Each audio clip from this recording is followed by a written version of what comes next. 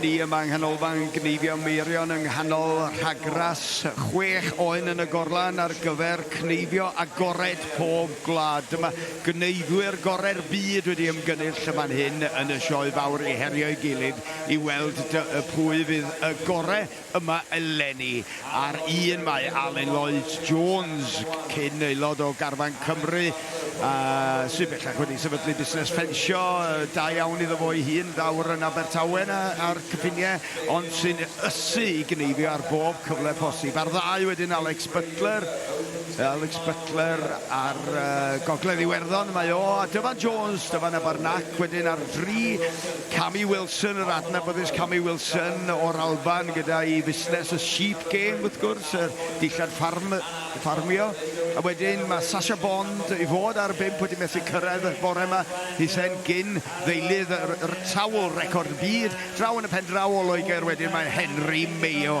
Felly dyna nhw i chi, y rhai sydd yn herio i gilydd ar y cymal yma, cymal 3 meddrw gen i ydy hwn, allan o ddwsin, felly nifer sylweddol 72 o gystadleuwyr wedi dod yma mwyn herio ar gyfer Pencampwriaeth yr Agored.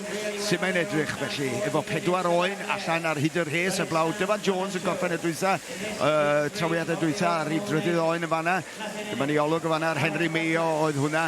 Sbiwch trawiad am drawiad bron iawn y fan hyn rhwng Alun Lloyd Jones ac Alex Butler. Ond dwi'n meddwl bod Alex yn mynd i ennill y dydd o ryw chydig bach arno fo a rhoi'r oen lawr 1, 2, 3, lawr a hi. Na, wir ddiw i chi. Mae'r ddau ohonyn nhw wedi gorffen ar yr un pryd. Felly dangos cymaint fedrwch chi wneud, cymaint o amser fedrwch chi ennill trwy rhyw fanylion bach ar y lefel yma o gystadlu. Mae hwnna'n eithriadol, hwnna'n drawiadol i fi. Alun Lloyd Jones o fanna mynd am y tansail na rwan. Ie, 1, 2, 3, fyny'r cefn a gwneud siŵr bod e'n gallu gorffen yr oen a'n gyflym ar yr ochr arall ac yn rhwydd.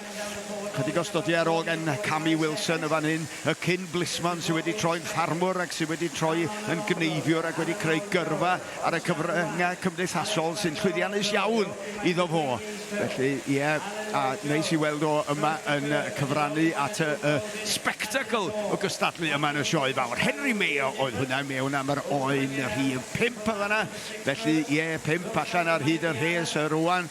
A pwy sy'n mynd i fynd rownd y gornel ag gyntaf? Wel, sbiwch ar Alun Lloyd Jones ar stondin rhif 1 yn gorffen yr stodiau yna ar yr ochr dalu.